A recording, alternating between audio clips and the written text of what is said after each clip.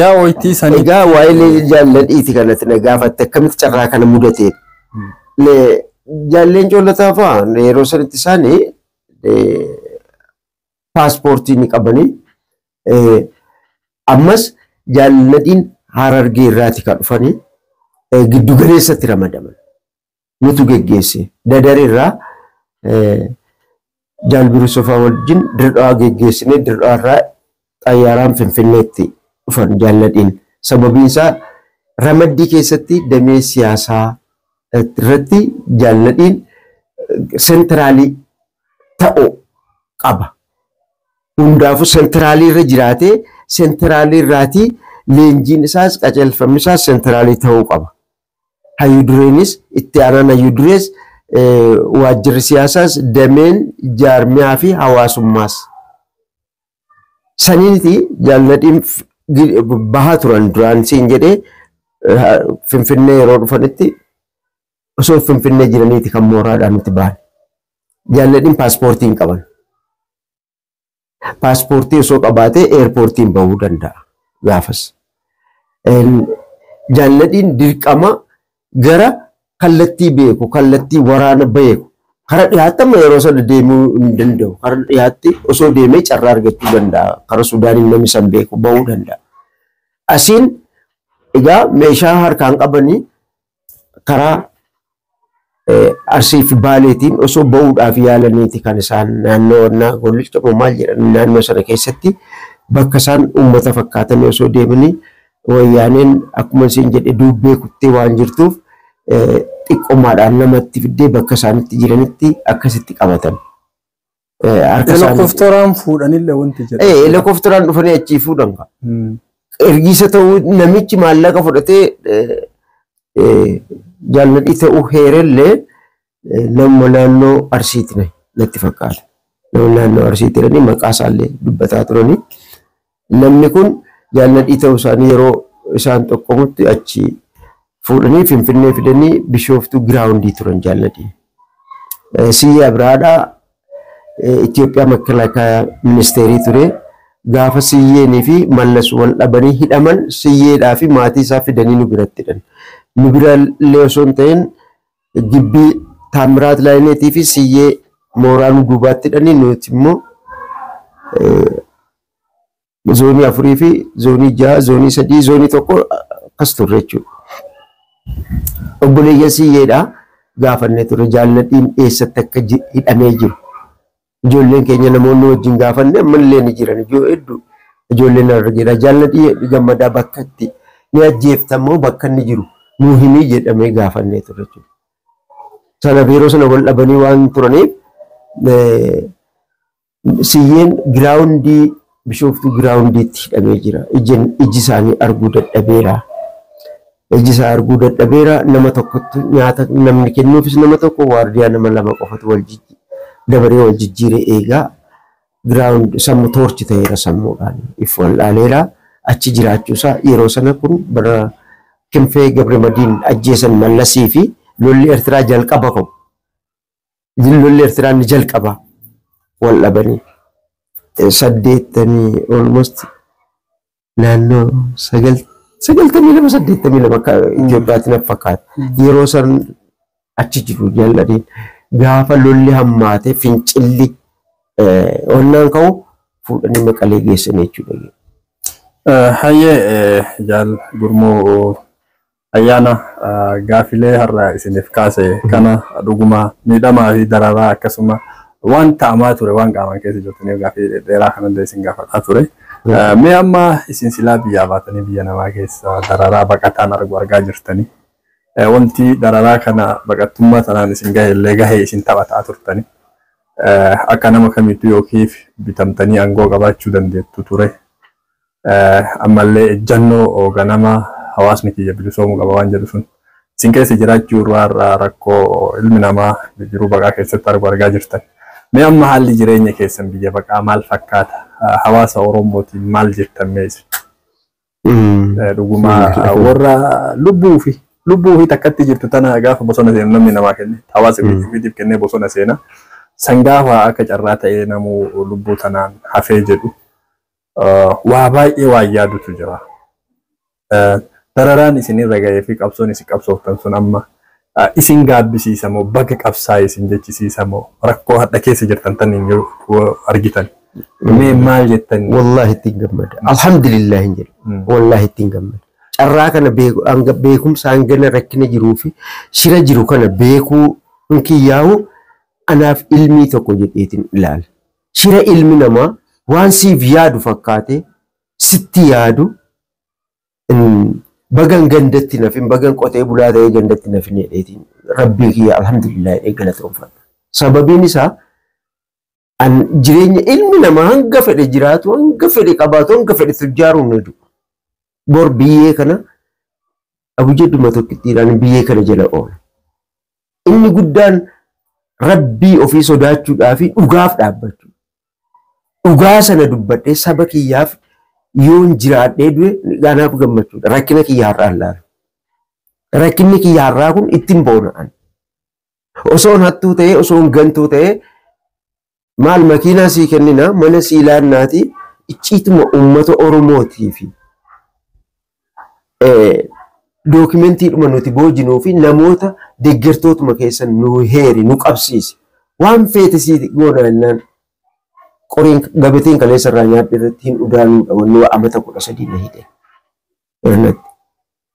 Anas immoo miti narra qaqqaalii warra ta'antu jaalbiruus sofaatu itti lubbuu dhabe warra silaa har'a jiraatanii saba kana gam tokkotti fiduu danda'an jecha tokkittiidha. Warra akka jaalladhii, warra akka jaalbiruusoo, warra akka jaalguutamaa hawaasa, warra akka jaalmilkeessaa gadaa har'a silaa saba kana jecha tokkittiidha walitti fiduu danda'u dhaloota kana jechuudha.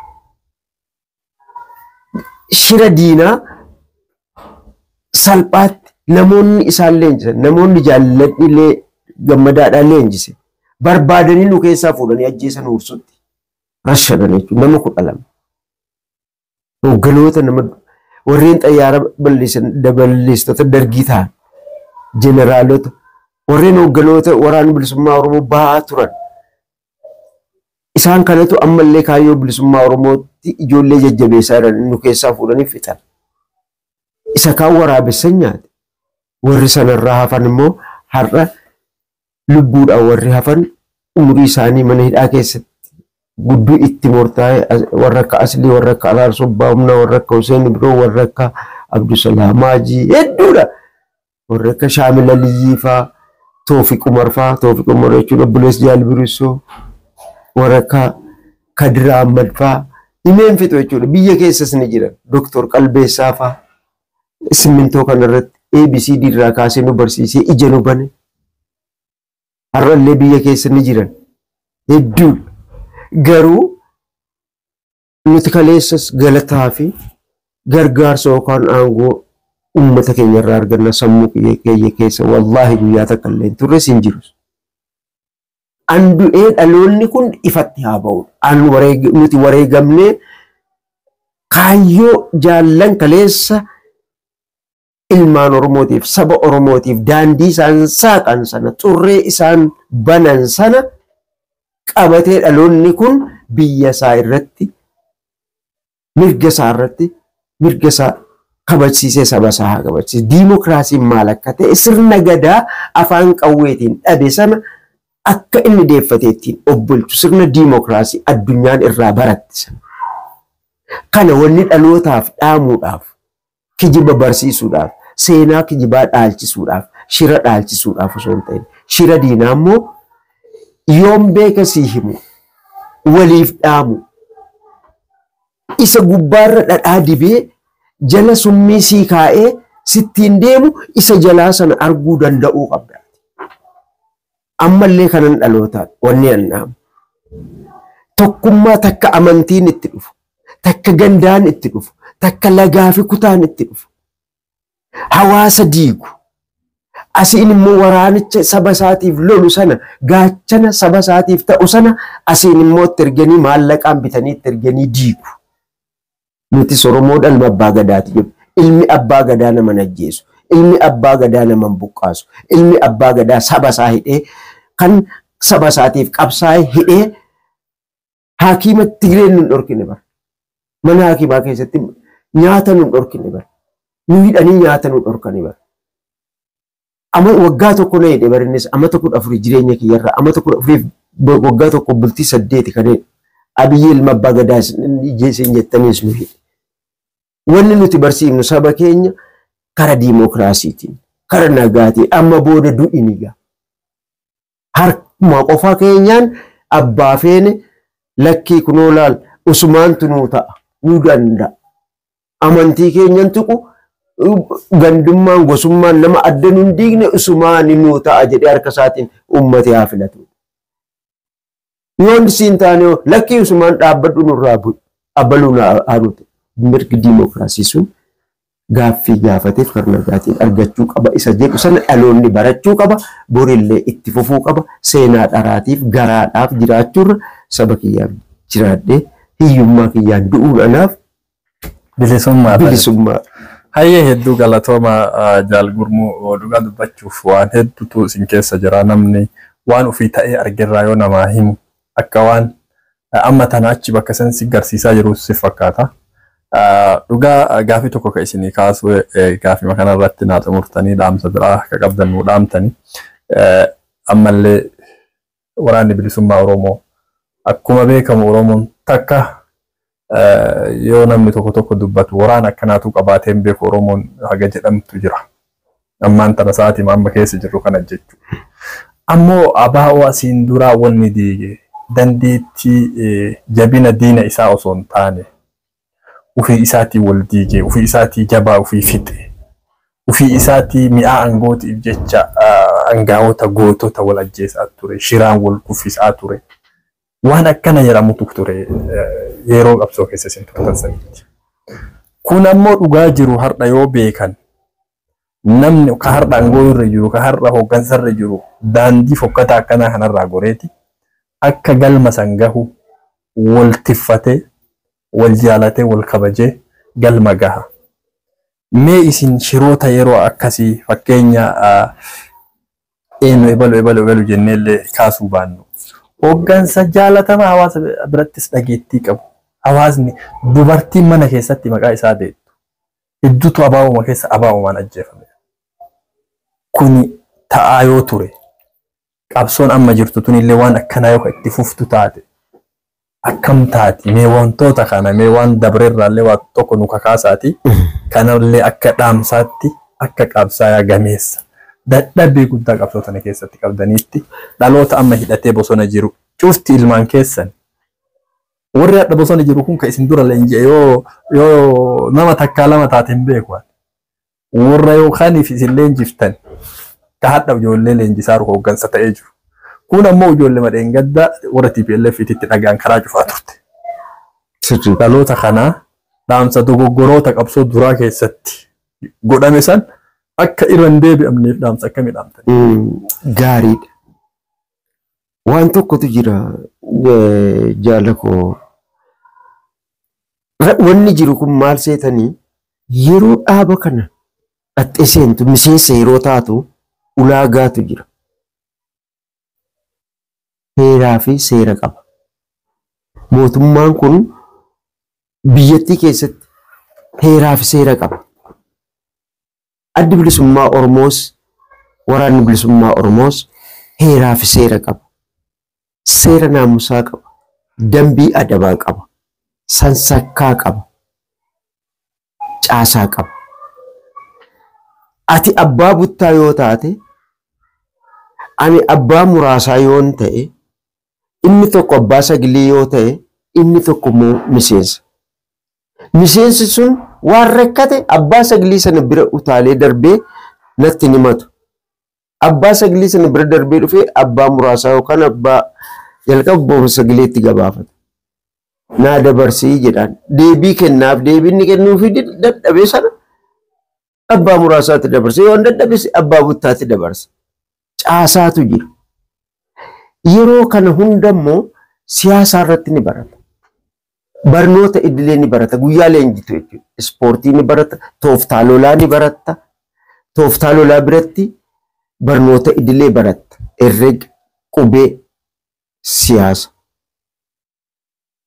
Waa sadii baratta. Herrega, qubee afaan Oromoo siyaasa. Kan guyyaatti qoodamee kana barata. Hanga leenjii fixee bahutti jaasaa ta'u afrisaa ta'u. Kana ergiitti amanee bahee gaadha hubatteera namni kun ergii jedhee itti amaneera. Lakki itti namannee yoo jedhe guyyaa sana diduu danda'a. Itti namannan. Seera kana ittiin amanne naan ta'u yoo jedhe guyyaa sana diduu jalqaba. Wanni amantii kana keessatti dhorkaa hin qabu. Jechuun amantii kee islaama taanaan ni salaatta, ni soomanta, bobbaarraa naftu nama amantii kee hordofatin jedhu. Garuu immoo nama biraatiin amantii kana ta'ee kanatti irra caalaa jettee achi keessatti dubbachuu hin danda'a. Sababiin isaa Oromoon kiristaana qaba, islaama qaba, kana hunda gosa waaqeffataa qaba, pirotestaantii qaba, waan hedduu wal keessaa qaba waan ta'eef mootummaan illee waan amantii harkaan qaba. Dhaabni adda bilisummaa Oromoos waan amantii harkaan qaba. Sana bira darbii seera kana ergii barattee baatee irbuu sana guyyaa irbuu seentu qawwee qabattee irbuu seentu. Akka hin ganne, akka uummata Oromoo hin miine, akka icciitiidhaa fi icciitii uummata Oromoof dhaaba kanaa fuutee akka diinaaf hin laanne irbuu seena jechuudha kakate. Gaafa kana deebi'ee ergii bobba'ee shira kana harka diinaatii yoo ergaa qabaate tarkaanfiin fedhe irratti fudhatamuu danda'a. Mataa kiyya irrattis taana. Icciitiin uummata Oromoof bahee an baasee yookaan immoo an diinaa kennee jaallan biraa gaaga'uurra saba kiyya miisisuurra bilisummaa saba kiyyaatti gufuu ta'uurra an wareegamuun dirqama. An kanatti nama narras boris. Yeroo kanatti ganuu ka'a namni tokko. Amma dhalaa quunnamuun hin jiru. Dhalaa quunnamuun sababni dhorkaa ta'eefi yoo ulfoofte bobbaarraa hanqatti. Yoo ulfoofte bakka itti gatteessee ilmoo sana guddiftu tajaajiltu hin qabdu. Fedhiidhaa isiinis immoo qabsoo kana keessa jirtu. Akka buleettii keetiitti akkasitti wal hammattee buttan amsoolaa tokko uffatte. Namni dhalaa tuqee jennaan immoo tokkoffaatu jira, adaba sadarkaa duraatu jira, isiidhaafis isaafis. Lammatatti deebinaan murtii kaa'ametu jira, sanatti amanna. Naa ta'a jennee itti amanneerra. Inni sana hin beekne immoo mormuu danda'a maaliif ta'a jedhe. Yeroo lammaffaa yeroo sadaffaa deebi'ee dogoggora kana wannaa godhee hojjetee jennaan fakkeenyaaf uummata irratti waraannati an fuudhee deemu waraanni kiyya jechuudha. Uummata keessaati dhalaa uummataa yoo gudeede yoo dhugee machaa'ee dhaqee dhalaa uummataa maali murtiin ati gochuudha namni sun maal ta'uu qaba. Mata uummaticha sanas seerri kun nu biratti akka hojjennee fi waraanni akka irraa baratu uummata sana duratti rashanuu qaba. Duruu qaba. Dirqama kun. Maaliifiti diina keenya kabraa maaliif balaaleffannaa? Laal fakkeenya. Wanni akkasii tokko tokko jiraachuu mala. Inni kun akkasii kun immoo exaggerate ta'uu mala. Kara biraatii waan namni keenya hin hubannetu jira. Wanni namni keenya hin hubanne diinni ofii isaatii kan keessatti hojjetutu jira. Kara kootiin ta'uu danda'a, kara keetiin, kara nama biraati, kara fedhen ta'uu danda'a. Harka diinaatiin namoonni waan akkasii hojjetan illee jiraachuu ni malu tarii. Inni kun immoo baay'ee gufuu guddaa ta'a. Wal dhabbiin anquba qabu yoo jiraate, wal mormiin anquba qabu yoo jiraate yerootti Eertiraa turanitti addi bilisummaa Oromoo yeroo chaartiraa bahutti jaalleen coofaan alarraatii hayyama dhaabaatiin alatti deebi'ee dhufee ibsaa guutamaadha. Mana hidhaa Mallasiin osoo inni hin bahin waan qabamee hidhamee leencoon dhufeessa kana baasee deebi'ee mana hidhaati. Inni kun immoo hayyama itti aanaa waan ta'eef shaneen gumii yookaan immoo koreen hojii raawwachiiftuu walga'ee hayyama kana kennuuf malee leencoon murtii isaatiin bararee dhufee Itoophiyaa dhufee Mallasii wajjin diina Oromoo wajjin haasa'uun badii yakka guddaadha akkamitti beellutti. Saniif dhaabni wanni yeroo sanas hojiirra leencoo dhaabate. Fakkeenya gara dhaabaa akka nama tokkootti osoo hin taane jeneraalii qabsaa'onni hooggantoonni hedduun sababa shira angootiif kan nyaataman jedhamu. Yeroo gara garaatti qeeqni abaa'oo kuffise kana akkasumatti abaa'oon akka gargar facaa'e kana maruu dhaaba gara garaa ijaarate gosummaa wal qoodanii maal harree jedhan wanti akkasii danqaan akkasii waan abaa'oo keessa tureefi jedhama. Kuni ka seera abaa'ootti ka isin naa kaaftan seera abaa'ootti badiilee akkanaatiin murtiin ni fudhatamaa. Badii akkasiitiin ka fudhatamu hawaasaa ka dubbatu dhageenye beeku. Wama gara garaatiin namoota dhugumatti qabsoo kana keessatti gahee guddaa taphatan ka isaan hawaasa birattis jaalatama qaban dhiibbaan gara hooggansaatiin akka irra jirutti yeroo gara garaa waan ni mul'atu. Wanni gufuu abaa'oottis ta'ee abaa'oo duraa ta'a ammaa kana waan ammaa kana lekunillee karaa kana dhufee danqaa akkanaa keessa akka hin seenneef akka dhaamsaatti maal dha gaariidha. Gufuuwwan yeroo sana abaa'oo keessa jiru. Anama dhuguma dubbachuudhaaf yoon kijibatti maqee boru waan akkanaa argeera jedhee dubbachuudhaaf hin danda'us sammuun kiyyallee naaf hin hayyamu. Hanga dhaaba kana keessa turetti namoota keenya hoogganoota keenya hangan diree dhiyaa turetti hangan diree bahaa ture mana hidhaa seenutti hoogganoota keenya gosummaa fi naannoodhaan kutaadhaan wal qoodan takkaan agarre. Dhugumatti kana icciitii jiru dhoksuuf osoo hin ta'in akka namni keenya itti waa hundaa'uu fuudhee egzaajureet godhu sana osoo hin ta'in an ofii kiyyaa hin agarre. Maaliifi inni kun waan akkanaa jiraa yoon beekee itti amane an dhugaadha dhaaba sana keessallee halkan tokko buluullee hin barbaadu. Jireenya kiyyallee wareeguun ture jechuudha. Kana diinatu keessatti hojjeta. Maal jedha wannaa tokko irratti faaruu tokko irratti naannummaaf gandummaan summii tokkummaati farraa guddinaati addaan fofottoquun diinaan mirgataati tokkummaan gaariidha maddaa jabinaati jedhaniiti hawwisoo kana faaruu kanatti baasan. Baay'ee wal yaada wal hawwa inni dhiyaatiif inni baha inni kaabaa inni kibbaa yoom wal agarra jedhee akka ilmaan haadha tokkootti wal yaada wal hawwa wal dheebota malee jaallan warri baha maalirra ga'an oduu kana dhaga'uudhaaf namoota reediyoo gurratti qabatee deeme malee in argineen. Garuu gara fuulduraattis immoo wanni an dhaamuuf irree deddeebi'ee meera mana tiiktookitti illee nin dubbadhaa fi waa'ee naannummaa, waa'ee gandummaa, waa'ee gita, waa'ee ana malee jedhu iftuulummaa ana malee jedhuu fi amantii kanarraa fagaachuu qaba waraanni bilisummaa Oromoo lubbuu isaa wareeguun erga hin hafne miindaa malee agabuu oolee bulee uummatarra akkana ejjenne abbaa fedhe saba kamillee yoo ta'e isa diina isaatti isa laalullee inni immoo anfira keeti jedhee yoo ofitti qabe qabsoo isaanii shaffisiisa jechuudha.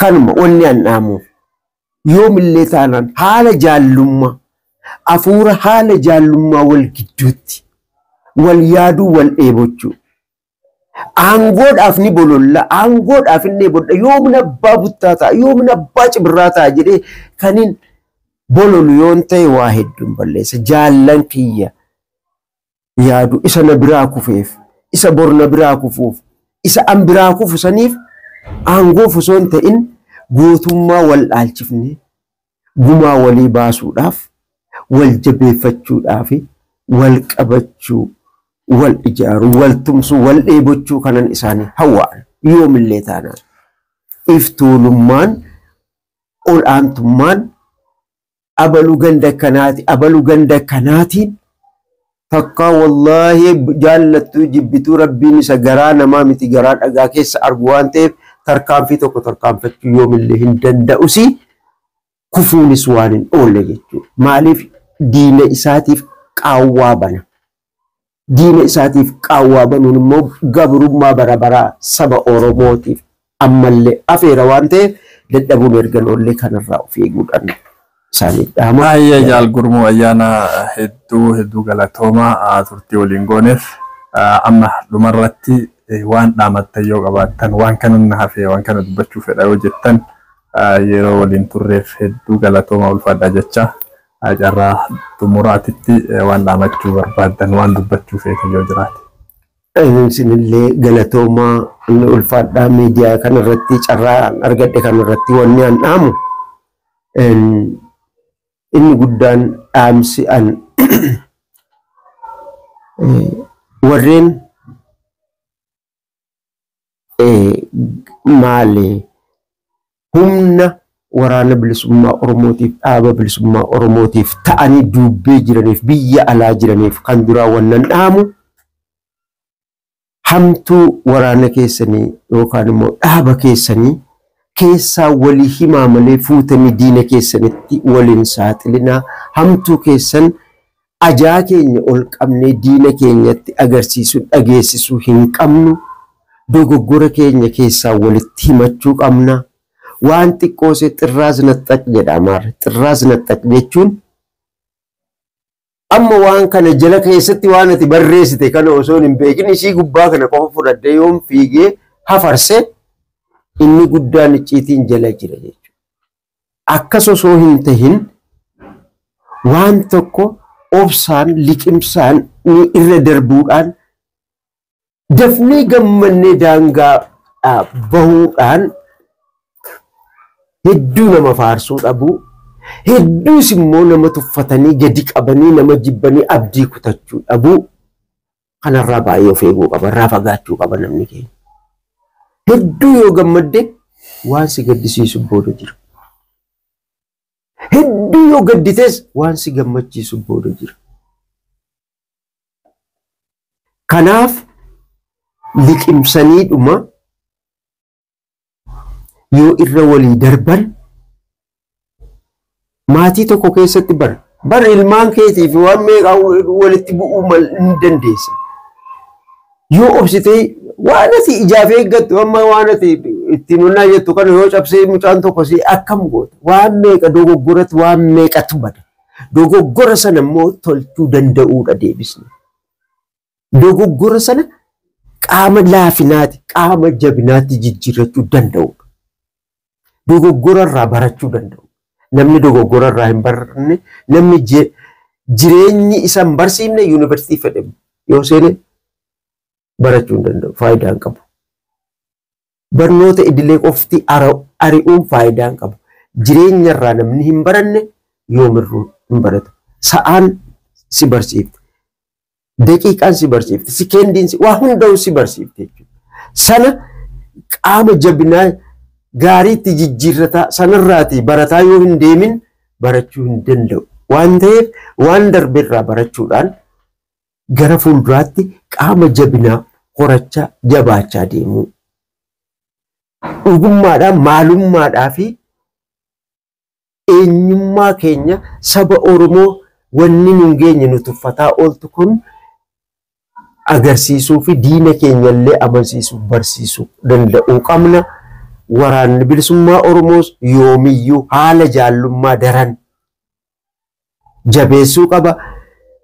Kara biraatiin qophii qeeqaaf wal qeequutti amanee qophii qeeqaaf wal qeequu kun dogoggora irraa isa barsiisa. Qaama laafinaa jabinatti isa jijjiirrachiisa. Walirratti abdachuu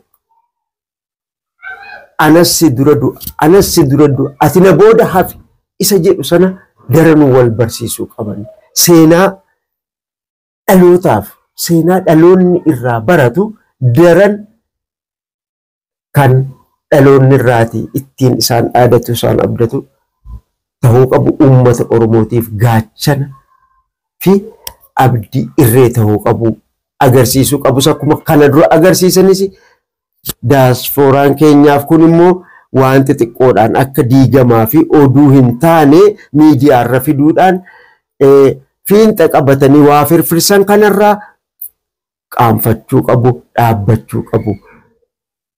Waan isaan diigu, waan hamilee isaan buusu, waan hamilee isaanii cabsu kaasuu hin qabanii kanuman dhaamaa fi bakka jirtanitti immoo jaalalli kabajaan ulfinni isinii wajjin haa ta'u. Injifannoon saba Oromoo galmeessuu irratti of duuban deebi'uu hin qabnu hanga wareegamaatti jiraannus numa duuna duutiin oolamtu waan gaarii sabaaf jiraatanii du'uun immoo nama boonsaa gumaa jaallanii sana warreen jiraan dhabaman sana kaayyoo isaanii galmaan ga'uun dirqaman jedheetiin abdadhaa dhaloota akkasii kana akka horannuun abdadhaa ulfaadhaa galatooma horaa bulaa deeman.